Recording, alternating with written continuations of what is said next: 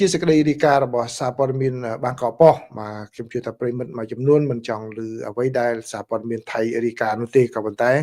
ខ្ញុំយល់ថាជាការល្អដែលយើងដឹងថាតើអ្វីដែលបាទថៃគាត់និយាយគាត់ធ្វើដើម្បីជាព័ត៌មានសម្រាប់យើងពិចារណានៅក្នុងការវិវត្តនាពេលបច្ចុប្បន្ននេះអញ្ចឹងបើតាមសេចក្តីរាយការណ៍របស់សារព័ត៌មានបាងកកប៉ុស្តិ៍នេះគឺលោករដ្ឋមន្ត្រីក្រសួងការពារជាតិរបស់ថៃបាននិយាយថាគឺគាត់មានគម្រោងរក្សាកងកម្លាំងរបស់ថៃនឹងឲ្យនៅតាមបណ្ដោយព្រំដែននឹងជាមួយនឹងប្រទេសកម្ពុជាគឺយ៉ាងហោចណាស់គឺ1ឆ្នាំទៀតបាទគាត់ថាយ៉ាងហោចណាស់1ឆ្នាំទៀតទុកកងកម្លាំងនៅទីនោះដើម្បីថែរក្សាសមត្ថភាពតាមព្រំដែនហើយនឹងអធិបតេយ្យភាពរបស់ថៃបើទោះបីជាមានបទជប់បាញ់គ្នាក្នុងរយៈពេលថ្មីនេះក៏ដោយជាមួយនឹងប្រទេសកម្ពុជាណាអញ្ចឹងគឺលោករដ្ឋមន្ត្រីក្រសួងការពារជាតិរបស់ថៃគឺលោកណដ្ឋផនផានិតនឹងក៏បាននិយាយដូចនេះបាទក៏ប៉ុន្តែក្រោយពីការបោះឆ្នោតតែគាត់នៅជារដ្ឋមន្ត្រីទៀតឬយ៉ាងណាអានឹងជាសំណួរមួយដែរឃើញទេបាទអញ្ចឹងប្រិមិត្តពេលខ្លះយើងស្ដាប់យើងទៅពិចារណាអញ្ចឹងបាទយើងខ្ញុំសុខចិត្តយករឿងនេះមកឲ្យប្រិមិត្តអញ្ចឹងរដ្ឋមន្ត្រីក្រសួងការពារជាតិបច្ចុប្បន្ននេះគឺគាត់ដាក់ផែនការអញ្ចឹងប៉ុន្តែតើគាត់នៅកាន់តំណែងរដ្ឋមន្ត្រីទៀតនឹងយើងចាំមើលផងដែរអញ្ចឹងបើតាមការលើកឡើងរបស់លោកណដ្ឋផនហ្នឹងបាទគាត់បាននិយាយថាគឺខាងថៃហ្នឹងគេនឹងធ្វើការល្បាតហើយនឹងការតាមដានសភាពការនឹងវិតម្លៃសភាពការហ្នឹងគឺ round the clock បាទគឺបាន24ម៉ោងលើ24ម៉ោងតែម្ដងគឺនៅតាមកន្លែងមួយចំនួនផងដែរហើយគឺគាត់បានក៏ប៉ុន្តែក៏គាត់បាននិយាយថាថៃគឺបញ្ញាចិត្តគោរពបទជប់បាញ់គ្នាបាទហើយក៏បាននិយាយថាគឺធ្វើយ៉ាងណាដើម្បីមិនឲ្យមានការចូលរំលោភទឹកដីថៃពីខាងភាគីកម្ពុជាណាប្រិមត្តស្ដាប់ឮសូរកន្លែងនេះចង់ខឹងបាទបើអញ្ចឹងនេះគឺជាផែនការរបស់លោករដ្ឋមន្ត្រីក្រសួងការពារជាតិរបស់ថៃនាពេលបច្ចុប្បន្នហើយគាត់ដាក់ផែនការរបស់គាត់ហ្នឹងគឺមាន5ចំណុចឯណោះបាទ5ចំណុចចឹងខ្ញុំជម្រាបជូនបាទ4ចំណុចបាទ4ចំណុចឯណោះគឺដូចជាខ្ញុំសូមជម្រាបជូនផែនការរបស់គាត់ហ្នឹងគឺគាត់ថានិយាយចំណុចទី1គឺបាទគឺដាក់កម្លាំងយោធាហ្នឹងគឺនៅទីនោះមួយឆ្នាំរហូតដល់ស្ថានភាពពិតជាបានធូរថយពិតប្រាកដមែនណាប៉ុន្តែគាត់បានទទួលស្គាល់ថាគឺព្រំដែនរវាងកម្ពុជានិងថៃហ្នឹងគឺមានប្រវែង798គីឡូហ្នឹងគឺបាទវាជួបការលំបាកដែរណាជួបការលំបាកដែរអញ្ចឹងហើយគឺកងកម្លាំងហ្នឹងផ្ដោតទៅលើបញ្ហាណាដែរបាទយល់ថាជាការចាំបាច់ទេបាទហើយផែនការទី2របស់គាត់ហ្នឹងគឺដាក់របងអគ្គិសនីទៀតបាទរបងអគ្គិសនីហើយនឹងប្រព័ន្ធកាមេរ៉ា CCTV ហ្នឹងដើម្បីតាមដាននៅទីតាំងមួយចំនួនហើយទី3ហ្នឹងគឺគាត់ចង់សង់បាទរបងអចិន្ត្រៃយ៍បាទរបងអចិន្ត្រៃយ៍ដែលនៅតាមទីតាំងមួយចំនួនបាទកន្លែងហ្នឹងគឺស្ដាប់ឮប្រិមិត្តកុំបារម្ភខ្លាំងពេកគឺរបងអចិន្ត្រៃយ៍ដែលអាចធ្វើបានទាល់តែមានការឯកភាពគ្នាជាមួយនឹងកម្ពុជាដែរមិនមែនមកសង់របងអចិន្ត្រៃយ៍ម្នាក់ឯងដោយមិនមានការឯកភាពគ្នាទេបាទហើយទី4ក៏ថាគាត់នឹងនិយាយជាមួយខាងរដ្ឋមន្ត្រីក្រសួងធនធានធម្មជាតិហ្នឹងដើម្បីហើយនឹងបរិស្ថានដើម្បីធ្វើកន្លែងណាមួយដាក់សម្រាប់ឲ្យខាងអតីតយុទ្ធជនស្នាក់នៅបាទកម្ពុជាក៏ធ្វើយ៉ាងដែរបាទអញ្ចឹងឥឡូវខ្ញុំសូមមកចូលនិយាយបន្តិចចុះបាទដើម្បីឆ្លើយនឹងសំណួរប្រិមិត្តដែលបានសួរគឺចំណុចទី3ដែលថាថៃដាក់របងអចិន្ត្រៃយ៍មួយចំនួននឹងសាងសង់នឹងបាទហើយមានអ្នកសួរថាឃើញកុងតឺន័រនាពេលបច្ចុប្បន្ននេះបាទអញ្ចឹងការវិតម្លៃរបស់ខ្ញុំគឺវាមាន2ចំណុចបាទมันមាន2ចំណុចគឺមិនមែននិយាយដើម្បីឲ្យប្រិមិត្តសប្បាយចិត្តធូរទ្រូងដោយគេថាដោយឲ្យធូរពោះនោះទេបាទ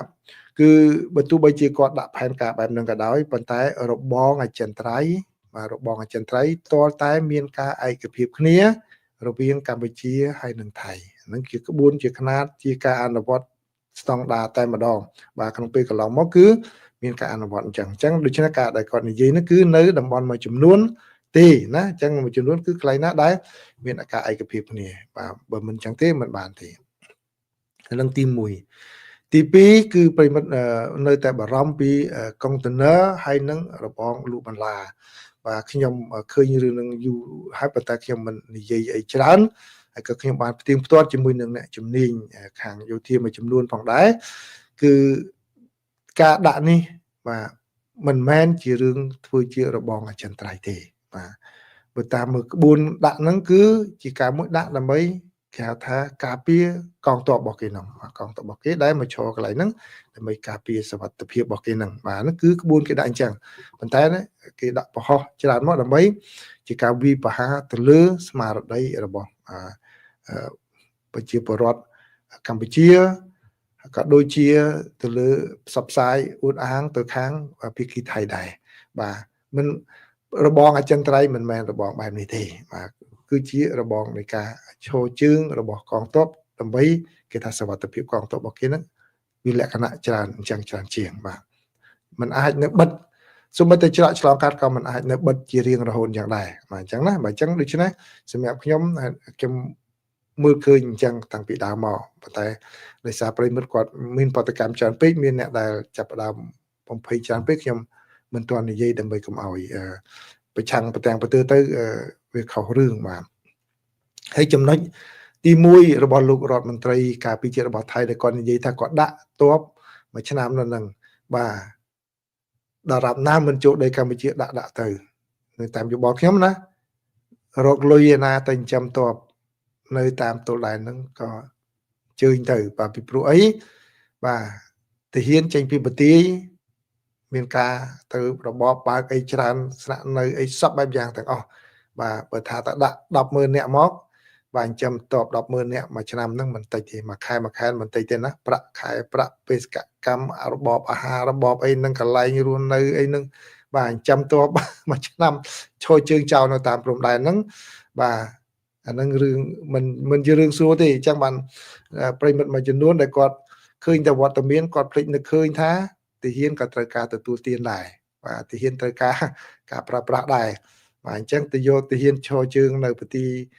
ចេញពីប្រទីបញ្ចេញទាហានពីប្រទីទៅឈរជើងនៅព្រំដែនមិនមែនជារឿងមួយចំណាយតិចទេបាទនិយាយនេះគឺទាំងខាងភាគីកម្ពុជាហើយនិងភាគីអីហ្នឹងក៏យ៉ាងដែរការបញ្ចេញទាហានទៅឈរព្រំដែនមិនមែនតិចទេខ្ញុំលើកឧទាហរណ៍ហើយក៏ខ្ញុំដឹងរឿងបែបហ្នឹងបាទនៅអាមេរិកពេលដែលបញ្ចេញកងឆ្មាំជាតិមកតាមរដ្ឋនីមួយម្ដងមកខ្សោះលុយណាខ្សោះលុយច្រើនណាអាហ្នឹងគាត់ទៅបញ្ចេញត្រឹមតែ 2-3000 នាក់ផងបាទរហូតដល់កន្លែងខ្លះទៅសុំពីរដ្ឋមួយផ្សេងនេះរដ្ឋនោះចេញលុយអាហ្នឹងទី1នៃចំណុចដែលសេចក្តីរាយការណ៍នេះដែលយើងឃើញបញ្ចេញឆ្មាំជាតិនៅក្នុងរដ្ឋប្រចាំរដ្ឋហ្នឹងផងឆ្មាំជាតិបើអ្នកណាអត់ដឹងគឺខ្ញុំប្រាប់ទៅគឺឆ្មាំជាតិគឺឆ្មាំប្រចាំនៅក្នុងរដ្ឋហ្នឹងទេបញ្ចេញពីប្រទេសមកដើម្បីបក្រាបការចំនួនអន្តោប្រវេសន៍ពេលលោកតាមបញ្ចេញដំបងហ្នឹងចំណាយច្រើនណាស់ហ្នឹងទី1ហើយក្នុងពេលកន្លងមកបញ្ជូនតបទៅឆ្មាំជាតិទៅព្រំដែនភាគខាងត្បូងជាមួយមិចស៊ិកដើម្បីពង្រឹងអន្តោប្រវេសន៍មិនឲ្យពួកជនភៀសខ្លួនចូលមកអាមេរិកហ្នឹងក៏ចំណាយច្រើនដែរបាទសូម្បីតែរដ្ឋ Texas ហ្នឹងបាទអ្នកនៅរដ្ឋ Texas លោកគេលឹមហ្នឹងដឹងហើយអភិបាលរដ្ឋហ្នឹងស្រែកចាច់ដើម្បីសុំលុយរដ្ឋាភិបាលសហព័ន្ធដើម្បីមកជួយទប់កន្លែងហ្នឹងដល់ខាងរដ្ឋបាលលោក Biden មិនសូវអាសាការជាមួយខាងអភិបាលរដ្ឋ Texas ខឹងសម្បំណាខឹងរហូតដល់ថ្នាក់ចុងក្រោយអត់មានលុយដើម្បីដាក់ប៉ូលីសដាក់ទាហាននៅឈរជើងនៅទប់ហ្នឹងគាត់ធ្វើមិនទេចាប់ឲ្យដាក់ឡានបឺសយកមកញូវយ៉កយកមក Chicago យកមក Philadelphia មកឲ្យឃើញចឹងបណ្ដោយទៅបាទប្រកែបន្ទោសខាងនោះពេកហើយនឹងអត់ឲ្យថវិកាទៅផងអញ្ចឹងដូច្នេះបាទត្រឡប់មករឿងនៅកម្ពុជានិងថៃនឹងវិញបាទបើលោករដ្ឋមន្ត្រីក្រសួងការពារជាតិគាត់និយាយចឹងអ្នកណាមិនដឹងហើយយកទៅបំភ័យគ្នាឯងបន្ថែមពេលមិនដឹងរឿងតើអូថៃអត់ដកទៅវិញទេបាទអញ្ចឹងអញ្ជើញចាំកងទ័ពនឹងមួយឆ្នាំនឹងសាកលោមើលនៅក្រៅប្រទេសនឹងសាកលោមើលតែរដ្ឋាភិបាលថ្មីដែលបោះឆ្នោតក្រោយថ្ងៃ8កុម្ភៈនឹងចូលមកsẽចាយឬមិនចាយតាមទុកទៀតឬក៏ត្រូវដកទៅវិញបាទនៅខ្ញុំជូនយោបល់ប៉ុណ្ណឹងបាទជូនយោបល់ប៉ុណ្ណឹងគឺពីព្រោះខ្ញុំជឿថាប្រិមិត្តនៅភ័យទោះបីជាខ្ញុំនិយាយប៉ុណ្ណឹងក៏អាចនឹងមានអ្នកដែលមិនដឹងរឿងការងារបច្ចេកទេសនឹងនៅមិនទាន់ទទួលបាននៅឡើយទេបាទប៉ុន្តែចាំមើលសិនទៅបាទតើស្រេចចាយប៉ុណ្ណាដំបូងចេញណាចេះបង្ហាញសាច់ដុំសិនដល់ពេលយូរចំអញមិនចេះឃើញតលុយចេញរហូតហ្នឹងអត់មានធ្វើអីចឹងបាទ នឹងកិច្ចសហប្រតិបត្តិការដែលអាជ្ញាធរកម្ពុជាសហការជាមួយនឹងអាជ្ញាធរកូរ៉េដើម្បីបង្ក្រាបការឆោបោកការកេងប្រវ័ញ្ចកេងបន្លំអីហ្នឹងបាទនៅក្នុងដែលជនល្មើសយកប្រទេសកម្ពុជាគឺធ្វើជាទីតាំងប្រព្រឹត្តបើយោងតាមសេចក្តីរាយការណ៍របស់សារព័ត៌មាននេះឲ្យដឹងថាគឺក្រុមដែលមានការស៊ើបអង្កេតរួមគ្នារបស់កូរ៉េបានចាប់បានហើយនឹងសហការជាមួយនឹងអាជ្ញាធរកម្ពុជាផងដែរបានចាប់បានពលរដ្ឋកូរ៉េចំនួន26នាក់តាក់ទងជាមួយនឹងឧក្រិដ្ឋកម្មឆោបោកក្នុងនោះមានពាក់ព័ន្ធជាមួយនឹងការកេងប្រវ័ញ្ចផ្លូវភេទមកកេងប្រវ័ញ្ចផ្លូវភេទដែលប្រព្រឹត្តនៅក្នុងប្រទេសកម្ពុជាតាមរយៈការដែលចាប់បាននេះគឺមានការសហការពីអាជ្ញាធរមូលដ្ឋានរបស់កម្ពុជាផងដែរនេះបើតាមសេចក្តីរាយការណ៍ណាបាទគឺក្រុមការងាររបស់កូរ៉េហ្នឹងដែលមានប៉ូលីសកូរ៉េផងមានសេវាកម្មខាងស៊ើបការបាទស៊ើបការឬក៏យកការថ្នាក់ជាតិរបស់គេហ្នឹងគឺបានចាប់បានក្រុមដែលប្រព្រឹត្តល្មើសហ្នឹងឬចំនួន6នាក់បាទនៅទីក្រុងភ្នំពេញនៅក្នុងទីក្រុងភ្នំពេញបាទយកមកឃុំឃាំងហើយបាទក្រោយពីការវាយប្រហារទៅលើការវាយឆ្មក់ចូលទៅក្នុងលំនៅឋានមួយកាលពីថ្ងៃទី5ខែមករាបាទអញ្ចឹងបានន័យថាការចូលបង្ក្រាបនេះគឺចាប់តាំងពីថ្ងៃទី5ខែមករាមកម្លេះបាទគឺមានការចូលរួមសហការពីប៉ូលីសរបស់កម្ពុជាបាទសារព័ត៌មាននេះគាត់សរសេរ2ដងដែរបាទគាត់ឲ្យតម្លៃការចូលរួមរបស់ប៉ូលីសកម្ពុជានោះនេះបើតាមអ្នកស្រីកង់យូជុងបាទដែលជាអ្នកនាំពាក្យរបស់លោកប្រធានាធិបតីកូរ៉េខាងត្បូងបានប្រាប់អ្នកសារព័ត៌មានជនសង្ស័យនឹងគឺបានប្រព្រឹត្តបទល្មើសដោយបន្លំខ្លួនធ្វើជាមន្ត្រីរបស់ទីភ្នាក់ងាររដ្ឋាភិបាលរបស់កូរ៉េហើយក្នុងនោះគេដើរតួគេជាមន្ត្រីប៉ូលីសផងជារដ្ឋអាជ្ញាផងហើយនឹងជាអាជ្ញាធរខាងហិរញ្ញវត្ថុផងដែរដើម្បីទៅបោកប្រាស់ជនរងគ្រោះឲ្យជនរងគ្រោះហ្នឹងជឿថាពួកគេហ្នឹងគឺមានជាប់ពាក់ព័ន្ធនឹងឧក្រិដ្ឋកម្មហើយបានគម្រាមទារប្រាក់ពីជនរងគ្រោះនឹងវិញរហូតដល់$18 លានជាង$18 លានឯណោះបាទហើយជនរងគ្រោះនឹងជាជនជាតិកូរ៉េចំនួន165នាក់ដែលគេបានបោកប្រាស់អ្នកទាំងអស់នោះថារងការស៊ើបអង្កេតពាក់ព័ន្ធជាមួយនឹងបាទទ្រព្យសម្បត្តិរបស់ពួកគេណាបាទហើយនៅក្នុងដំណើរការហ្នឹងគឺមានជនរងគ្រោះជាស្ត្រីហ្នឹងក៏ត្រូវបានគេបង្ខំឲ្យថតបាទវីដេអូអាហារភាសរាងកាយរបស់គេនិងថតរូបភាពអាហារភាសរាងកាយរបស់ពួកគេហ្នឹងដើម្បីពួកគេយកមកផ្សព្វផ្សាយយកលុយយកអីបន្ថែមទៀតផងដែរបាទនេះបើតាមការបញ្ជាក់ឲ្យដឹងគឺបានន័យថាការដែលពួកនោះបន្លែកខ្លាញ់បន្លំនោះគឺមិនមែនត្រឹមតែ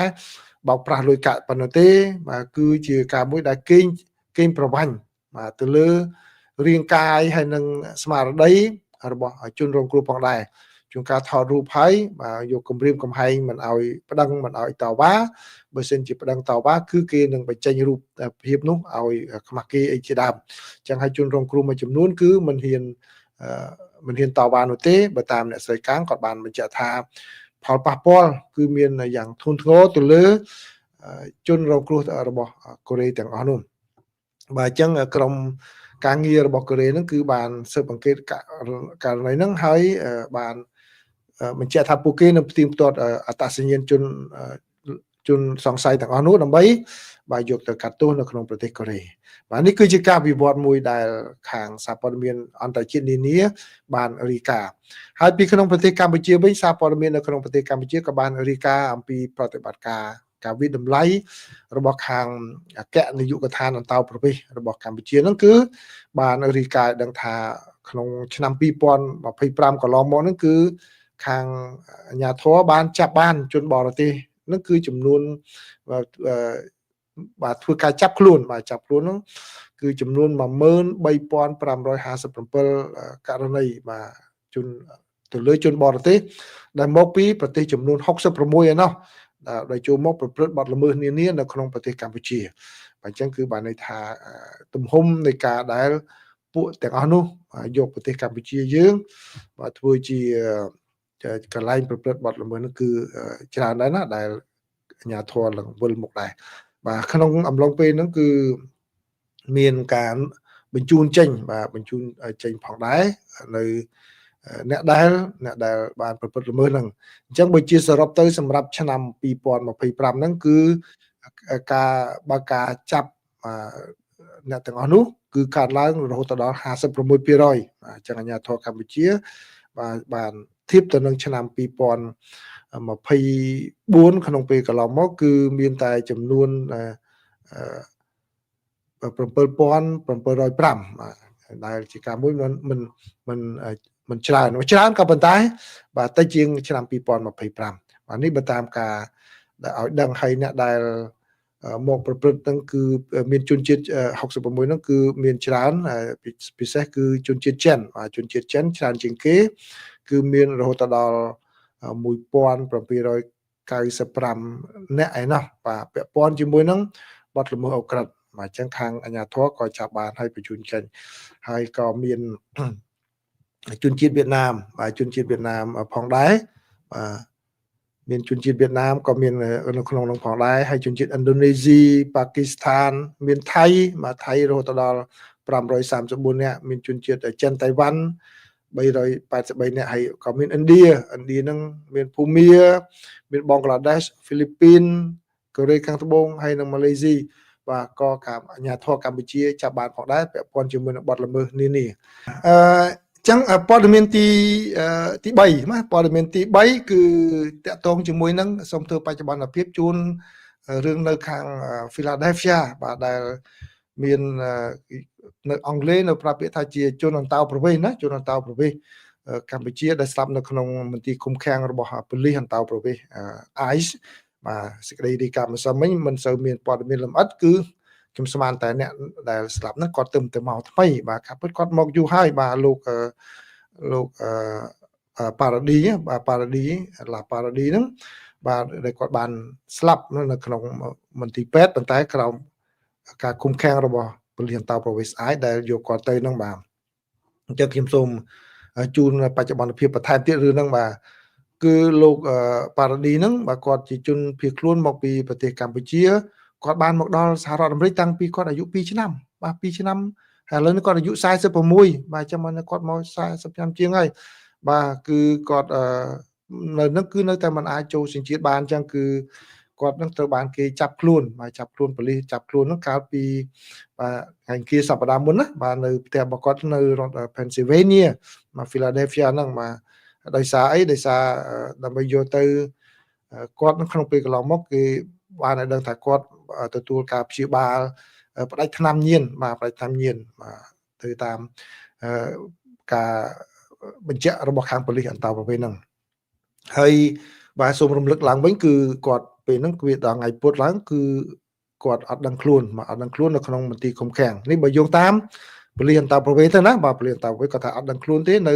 ថ្ងៃពុធហ្នឹងហើយក៏បានប៉ូលីសខំធ្វើ CPR ធ្វើចលនាដង្ហើមបេះដូងឲ្យគាត់ទៅក៏ដាក់ចាក់ថ្នាំចាក់អីឲ្យគាត់ខ្លះបាទ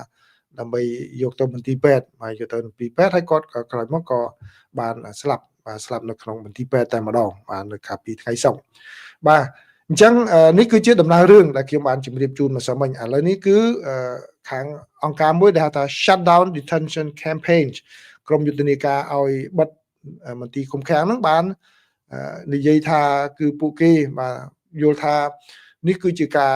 ធ្វេសប្រហែសបាទធ្វេសប្រហែសរបស់ខាងប៉ូលីសអន្តោប្រវេសន៍ ICE ហ្នឹងដែលបណ្ដាលឲ្យជនជាប់នៅក្នុងឃុំហ្នឹងស្លាប់បាត់បង់ជីវិតហើយអង្គការនោះបានចាត់ទុកការស្លាប់របស់លោកឡាម៉ារ៉ាឌីហ្នឹងថាជារឿងមួយដែលការពិតទៅអាចបង្ការជាមុនបានបាទដោយខាងអង្គការនឹងចាត់ទុកថាគឺគេគួរតែយកគាត់ហ្នឹងទៅមន្ទីរពេទ្យឲ្យបានមុនពេលវេលាដើម្បីពិនិត្យមើលសុខភាពរបស់គាត់ពីព្រោះគាត់មានបញ្ហាជាមុនចឹង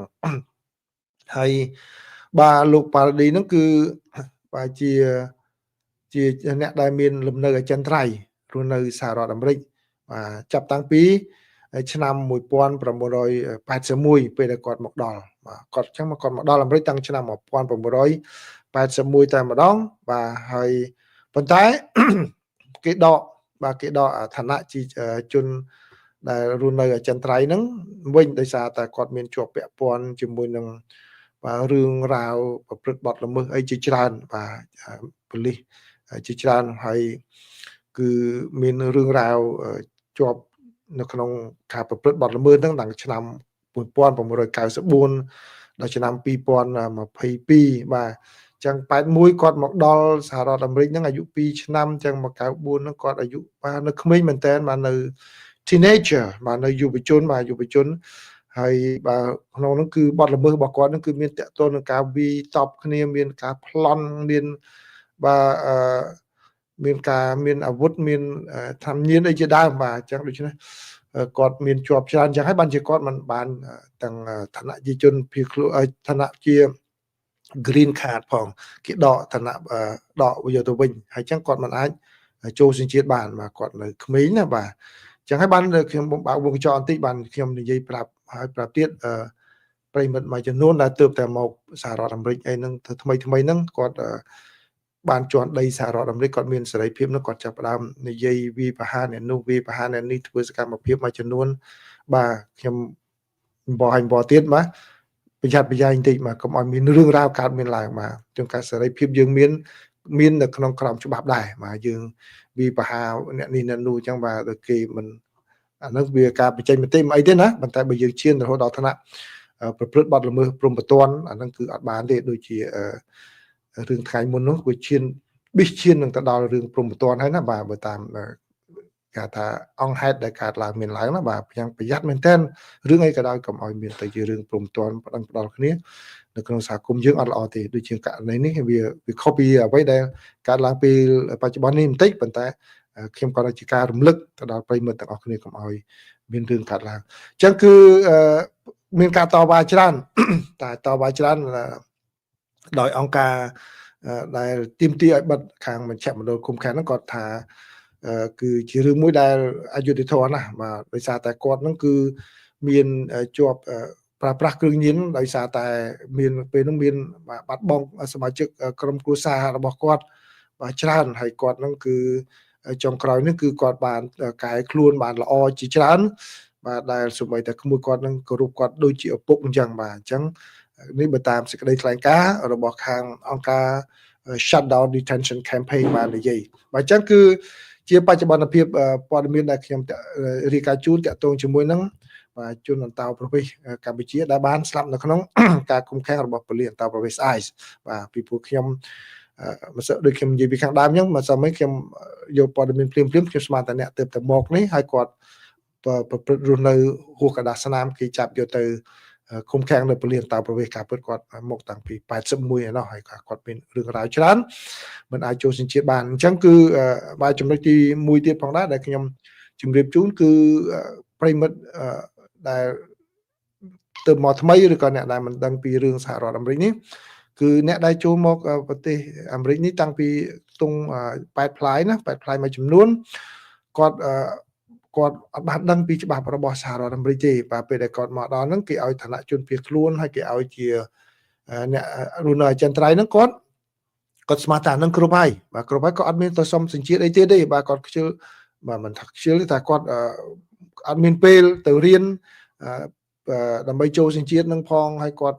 មានបញ្ហាលំបាកភាសានឹងផងហើយអ្នកខ្លះរហូតដល់អញ្ចឹងទៀតណាខ្ញុំទៅសម្ភាសឆ្លោះធ្វើរឿងកន្លងមកអ្នកខ្លះខ្លាចរហូតដល់បើចូលសញ្ជាតិអាមេរិកកាំងទៅគេឲ្យទៅធ្វើជាគណៈវិនិច្ឆ័យកាត់ក្តីឯអត់សូវជាអង់គ្លេសខ្ជិលបាទគាត់តែខ្លាចតែអញ្ចឹងទៀតបើគាត់អត់ព្រមទេបាទមានចលនានឹងចូលរួមច្រើនជួយជំរុញគាត់ឲ្យទៅចូលសញ្ជាតិនឹងបាទអញ្ចឹងទៅនៅពេលដែលគាត់មានរឿងរ៉ាវកើតឡើងកូនចៅគាត់មានរឿងរ៉ាវកើតឡើង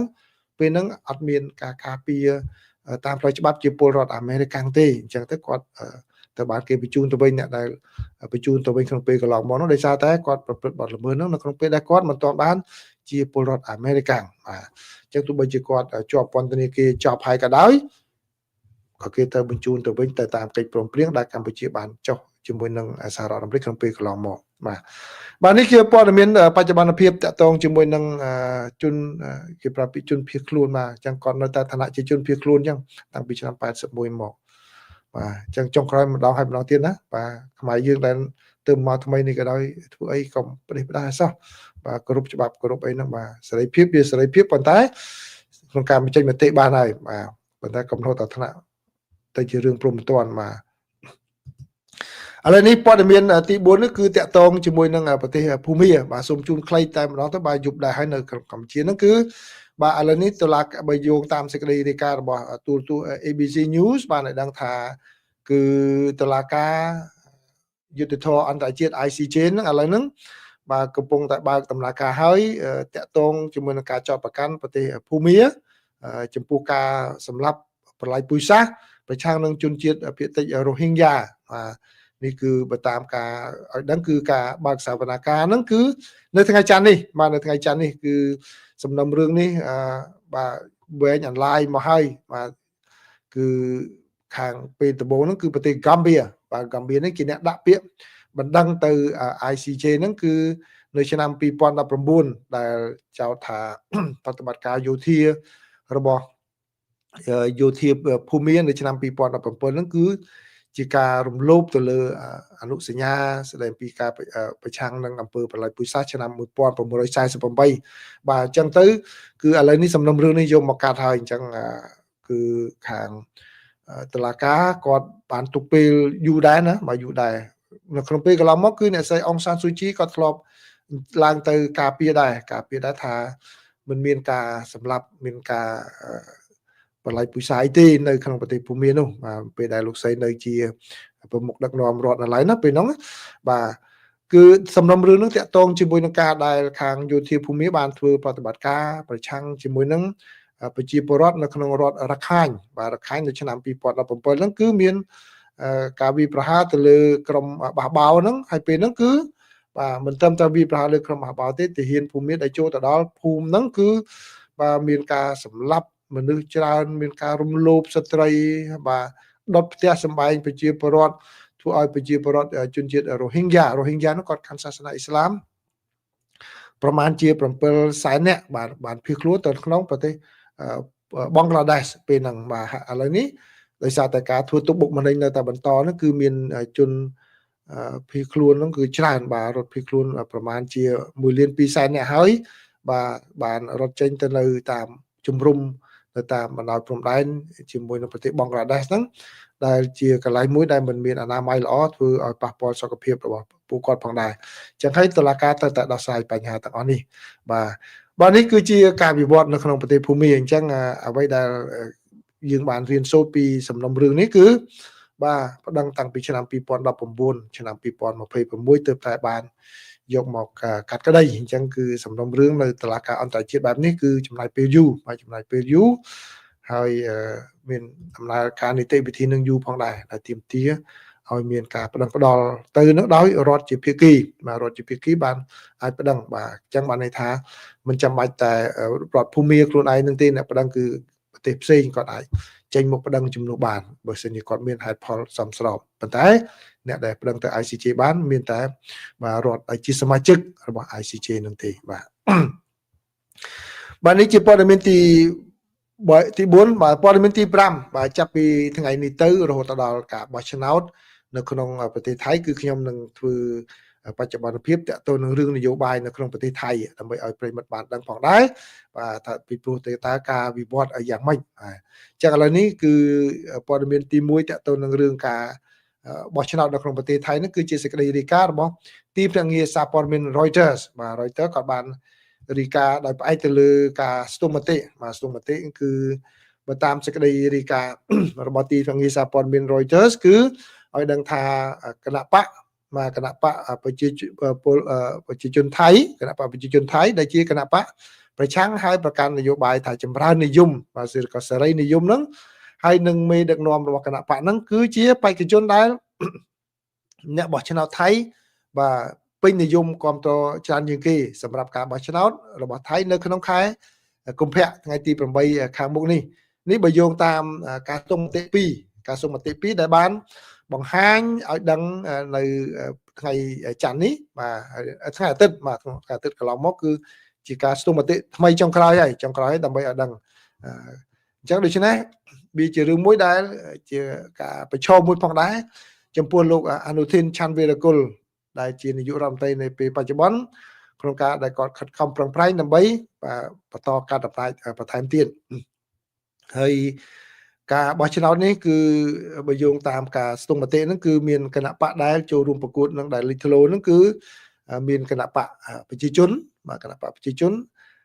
ហើយនឹងគណៈបកភូមិใจថៃរបស់លោកអនុทิនហើយនឹងគណៈបកភឿថៃគណៈបកភឿថៃហ្នឹងក៏ជាគណៈបកដែលមានលំដាប់លេខធ្លោផងដែរចំនួន3ហ្នឹងដែរសម្រាប់ការប្រកួតប្រជែងបើយោងតាមការស្ទង់មតិតើលទ្ធផលយ៉ាងម៉េចការស្ទង់មតិនឹងគឺបានបង្ហាញថា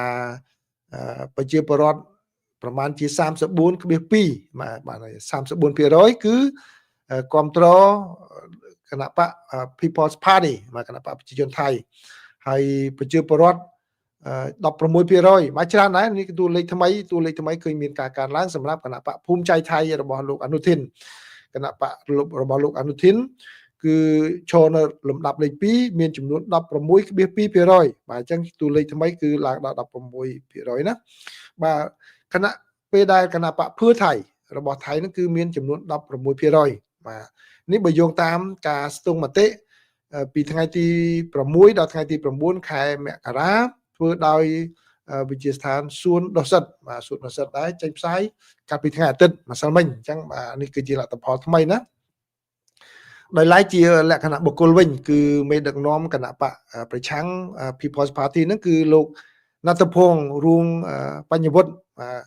គឺជាបេក្ខជនដែលកម្ពុជាគេតែម្ដងសម្រាប់តំណែងនាយករដ្ឋមន្ត្រីដោយគាត់ទទួលបានសម្លេងគាំទ្រចំនួន 32% នៃចំនួនប្រជាពលរដ្ឋ 2682 នាក់ដែលគេបានធ្វើការស្ទង់មតិហើយអ្នកដែលជាប់លំដាប់ទី2គឺបេក្ខជនរបស់គណៈបកភឿថៃបាទគឺលោកយុទ្ធឆាណាន់វងសវ៉ាតកូនលោកវងសវ៉ាតបាទយុទ្ធឆាណាន់វងសវ៉ាតគឺបានទទួលចំនួន 17.4% ហើយលោកអនុทิននៅលំដាប់លេខ3គឺ 15.1% បាទអញ្ចឹងគឺបានគួរសមដែរណាបាទ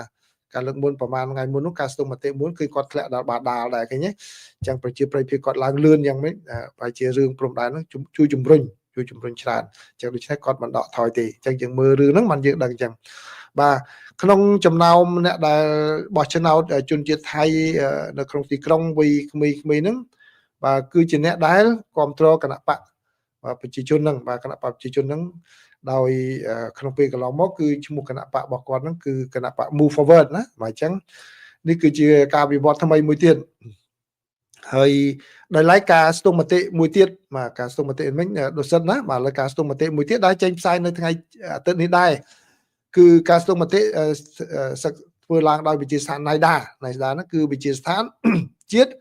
សម្រាប់ការអភិវឌ្ឍរដ្ឋបាលគឺបានបង្ហាញថាលោកណត្តផង បាទគឺជាបេក្ខជនដែលគេចង់បានជាងគេបំផុតបាទដោយមានសម្លេងគាំទ្រចំនួន 24.7% បាទក្នុងចំណោមប្រជាពលរដ្ឋដែលធ្វើការស្ទង់មតិឃើញទេប្រិមិត្តឃើញទេគឺពីការស្ទង់មតិមួយទៅការស្ទង់មតិមួយវាអត់មានអីសុក្រិតទេស៊ីសងទៅលើអ្នកដែលឆ្លើយនឹងទេឃើញទេបាទអញ្ចឹងនៅក្នុងការស្ទង់មតិមួយរបស់ខាងវិទ្យាស្ថានដុសិតនោះគឺបាទគឺលោកប្រធានគណៈបកប្រឆាំងនោះទទួលបាន 32% ឃើញទេស្រាប់តែក្នុងការស្ទង់មតិរបស់ NIDA ប៉ុន្តែ NIDA ភាគច្រើនក៏មិនសូវខុសនោះគឺមានតែចំនួន24កណ្ដោសញ្ញា 7% ទេ 25% អញ្ចឹងដូច្នេះនៅក្នុងចន្លោះពី25ទៅដល់ 30% ហ្នឹងគឺអានឹងគេហៅថា within the margin of error បាទគឺអាចខុសតិចតួចចឹងហើយនៅក្នុងកន្លែងរបស់វិទ្យាស្ថានជាតិនឹងវិញគឺលោកអនុทิនឡើងវិញទទួលបានចំនួន20កណ្ដោសញ្ញា 8% មកជាប់លេខ2វិញបាទលេខ2វិញឃើញទេហើយលោកយូឆាណាន់គឺបាទទៅជាប់លេខ5ឯណោះនៅទៅវិញបាទបានចំនួន9កណ្ដោសញ្ញា 6% ឃើញទេបើអញ្ចឹងការស្ទង់មតិពេលខ្លះវាអត់សុក្រិតប្រមាណនេះគឺស៊ីសងទៅលើអ្នកដែលគាត់បានសួរនឹងបាទហើយបើតាមសេចក្តីរាយការណ៍របស់ Reuters ក៏ได้ដឹងថាគឺលោកអនុทิនបានរៀបចំឲ្យមានការប្រកាសឲ្យមានការបោះឆ្នោតនៅថ្ងៃទី8ខែកុម្ភៈនេះគឺបន្ទាប់ពីមានការ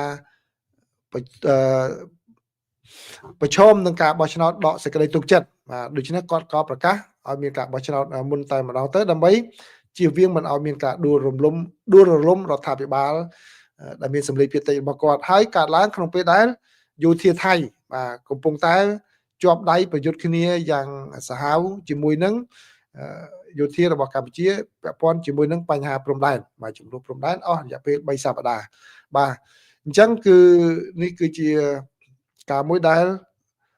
បានបង្ហាញឲ្យឃើញពីប្រជាប្រិយភាពរបស់ខាងគណៈបកលោកអនុทิនដោយសារតែរឿងដែលកាត់ឡើងជាមួយនឹងកម្ពុជាហើយបើយោងតាមការស្ទង់មតិហ្នឹងគឺដែលចេញផ្សាយនៅថ្ងៃអាទិត្យរបស់វិទ្យាស្ថានជាតិនេះគឺបានបង្ហាញថាមានបាទ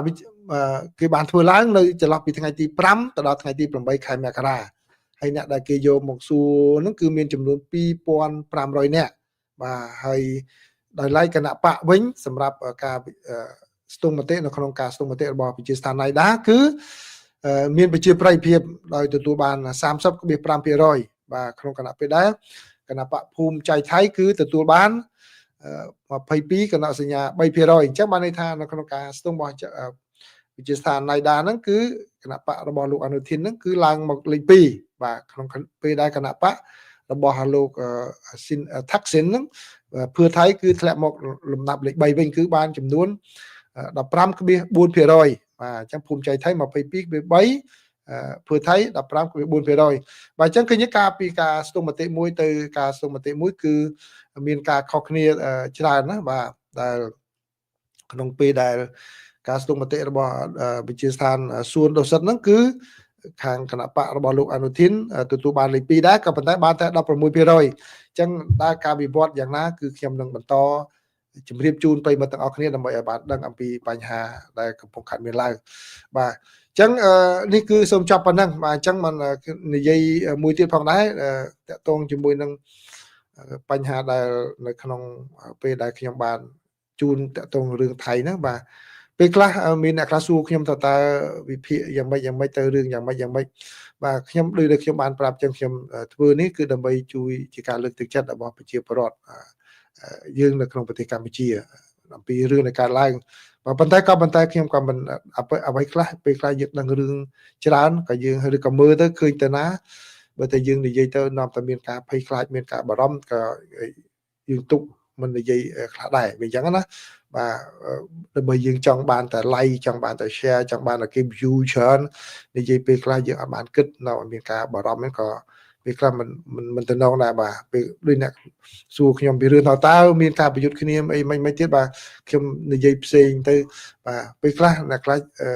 ឃើញអ្វីពេលនិយាយដោយប្រព្រឹត្តប្រព្រោះពេកនាំឲ្យមានការបារម្ភក៏មានដែរបាទអញ្ចឹង